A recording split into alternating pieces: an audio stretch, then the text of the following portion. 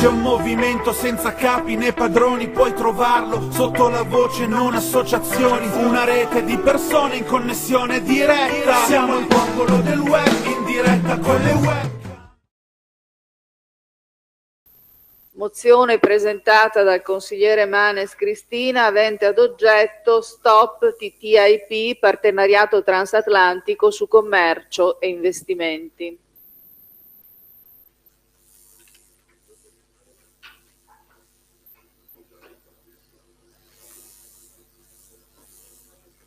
Ho la parola. Prego, consigliere. Arrivo. Grazie, Presidente. Allora, la mozione ha ad oggetto una richiesta di stop al TTIP, il partenariato transatlantico su commercio ed investimenti. Premesso che nel giugno del 2013 il Presidente... No, per cortesia però, scusate, allora il consigliere sta relazionando. Cerchiamo di rispettare l'oratore, perché altrimenti non si capisce nulla. Premesso che nel giugno 2013 il Presidente degli Stati Uniti Obama e il Presidente della Commissione Europea Barroso hanno lanciato ufficialmente i negoziati di un partenariato transatlantico su commercio e investimenti, TTIP. Tali negoziati, il cui iter avrebbe dovuto concludersi negli obiettivi entro giugno 2016, sono tuttora in corso nella più totale opacità e segretezza. L'obiettivo prioritario di tale partenariato è quello dell'eliminazione di tutte le barriere non tariffarie, ovvero le normative che limitano la piena libertà di investimento e i profitti potenzialmente realizzabili dalle società transnazionali a est e a ovest dell'Oceano Atlantico. Per favore, scusate, non è rispettoso nei confronti di chi sta parlando e impedisce agli altri di capire. Grazie, prego consigliera. Il partenariato in corso di negoziazione prevede addirittura il diritto per gli investitori transnazionali di citare in giudizio presso un tribunale arbitrale creato ad hoc, chiamato ISDS, i governi sovrani e le autorità locali, qualora le loro società subissero perdite, anche potenziali, di profitti in seguito a decisioni di politica pubblica adottate dalle autorità medesime. Considerato che le cosiddette barriere non tariffarie altro non sono che norme volte alla tutela dei diritti dei lavoratori e dei cittadini, alla salvaguardia dei beni comuni, alla garanzia di standard per la sicurezza alimentare, per la tutela dell'ambiente e della dignità sociale. Il programma di deregolamentazione previsto dal TTIP mira a creare nuovi mercati con l'apertura dei servizi pubblici e dei contratti per appalti governativi alla concorrenza di imprese transnazionali, minacciando di provocare un'ulteriore ondata di privatizzazioni in settori chiave come la sanità e l'istruzione. L'assoluta segretezza con cui vengono condotti i negoziati, che non prevedono alcun coinvolgimento né delle popolazioni né delle istituzioni che a tutti i livelli le rappresentano, costituisce un preciso attacco al diritto dei cittadini e delle comunità locali di conoscere i termini e le conseguenze di tali negoziati e di potersi pronunciare nel merito. Il diritto degli investitori transnazionali a citare in giudizio i governi e le autorità locali in seguito all'approvazione di norme e o delibere di interesse generale che potrebbero pregiudicarne i profitti, costituisce un gravissimo vulnus democratico, un'inaccettabile compressione dell'autonomia. Per favore. Un'inaccettabile compressione dell'autonomia delle autorità pubbliche e un'azione destrutturante sulla coesione sociale delle comunità territoriali. Il Consiglio Comunale di Mogliano Veneto esprime il proprio totale dissenso nei confronti del partenariato transatlantico su commercio e investimenti in corso di negoziazione tra Stati Uniti e Unione Europea e pertanto impegna il Sindaco e la Giunta ad intraprendere tutte le azioni di propria competenza volte a promuovere il ritiro da parte del governo italiano nell'ambito del Consiglio europeo dal TTIP, e in subordine alla sua non approvazione da parte del Parlamento europeo. A promuovere presso i cittadini del nostro territorio e presso tutti gli altri enti locali azioni di sensibilizzazione contro il TTIP, in quanto in questo trattato viene leso, tra gli altri, il principio costituzionale della sovranità delle autonomie locali. Ad inviare la presente deliberazione all'ANCI, al Consiglio regionale, al Consiglio dei Ministri, al Parlamento italiano ed europeo e alla Commissione europea. Grazie. Grazie a lei, consigliere. Consigliera Manes. Grazie Presidente. Sì, prima di entrare nel merito della proposta di emendamenti del consigliere Nilandi, vorrei rispondere al consigliere Cannella, perché ha fatto delle dichiarazioni che a mio avviso insomma, dimostrano proprio, contrariamente a quello che dice lui, il fatto che siano supportate da documentazione un po' antica, perché fa riferimento a delle dichiarazioni, a degli accordi relativi al 2015. Il consigliere Cannella dovrebbe sapere che, sebbene, come giustamente diceva il consigliere Nilandi, si è arrivati ad uno stallo, apparente stallo, non siamo fuori pericolo per quanto riguarda il TTIP, assolutamente, perché i negoziati continueranno almeno fino al 2019. E sinceramente io delle dichiarazioni preelettorali di Trump non farei, diciamo, una base seria. Sì, fatte stasera, le ho sentite anch'io, ma anche, insomma, va bene, anche questa sera, lo ribadiamo, sì, ma non interrompete, stiamo a vedere quello che succederà. I negoziati potranno ripartire in qualsiasi momento.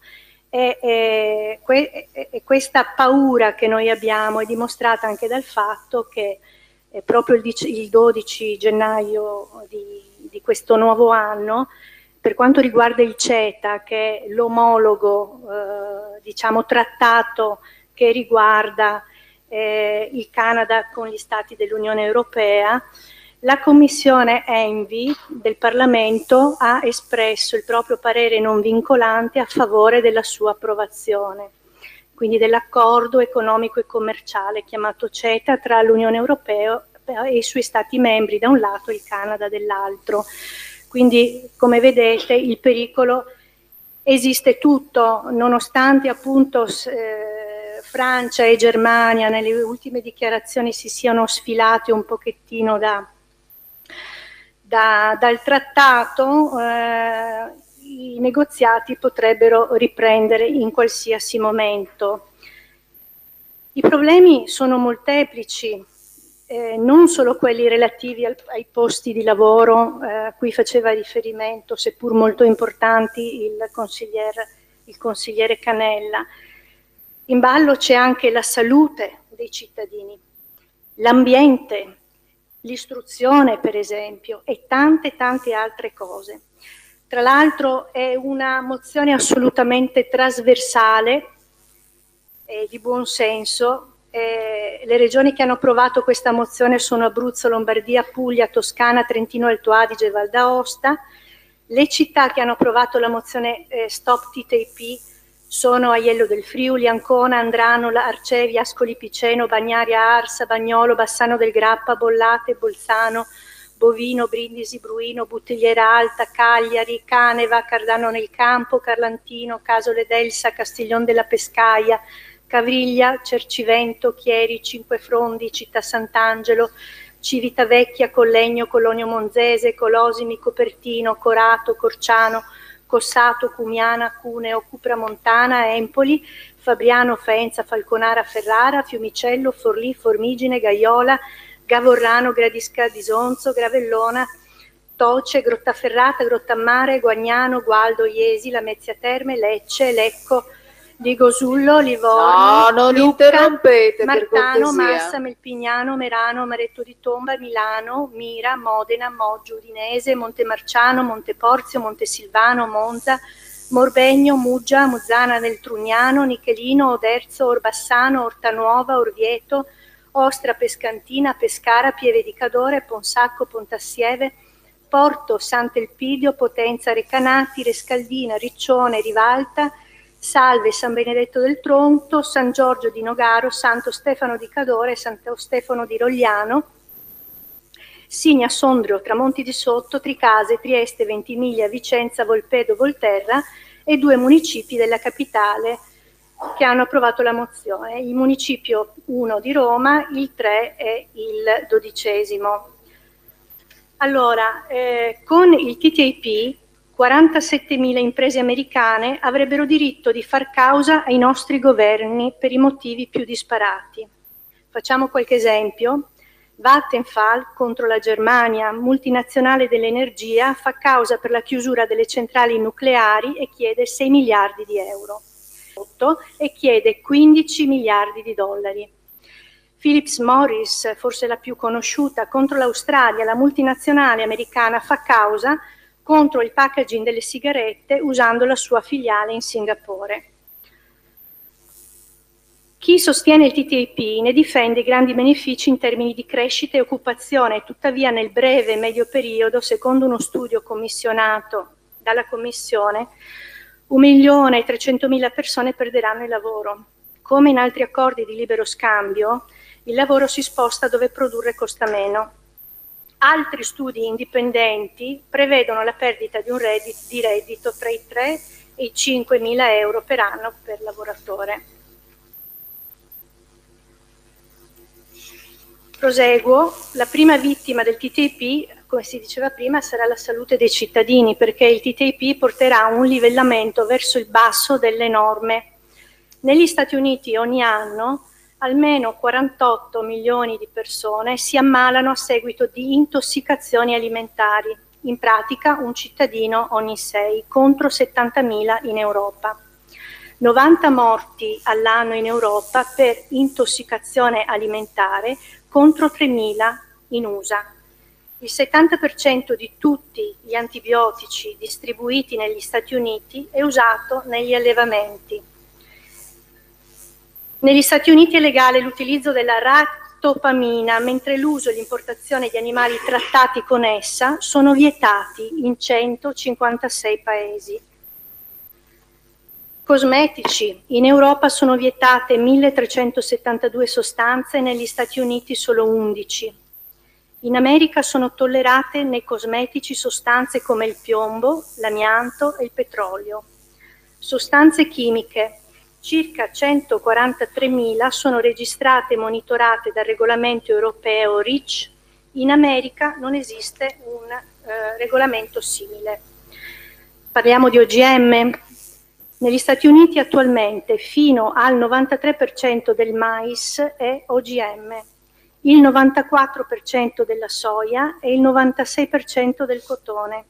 Si stima che fino al 75% del cibo sugli scaffali del supermercato contenga OGM negli Stati Uniti.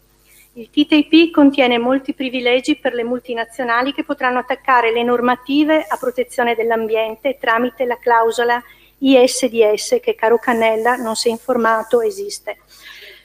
Silenzio, grazie. Il TTIP rischia di premiare chi ha già un mercato e solide basi di distribuzione negli Stati Uniti a scapito degli altri, con alcuni problemi relativi proprio al diverso sistema distributivo, quantità delle merci, omogeneità delle merci e investimenti, maggiore concorrenza interna e poi una differente dimensione delle piccole e medie imprese tra Europa e Stati Uniti. Chi sostiene il TTIP ne difende i grandi benefici in termini di crescita e occupazione, tuttavia nelle migliori stime fatte dalla Commissione europea il TTIP porterà una crescita di 0,05% all'anno. Calo delle esportazioni nette fino al 2%. Per quanto riguarda i flussi commerciali, il risultato più grave del TTIP è uno spostamento dei flussi commerciali. Tutti gli studi prevedono un calo dal 30 al 40% del commercio intra-UE sostituito da quello con gli Stati Uniti, con conseguente perdite di posti di lavoro per i paesi dell'Unione Europea e un maggior rischio di disintegrazione europea.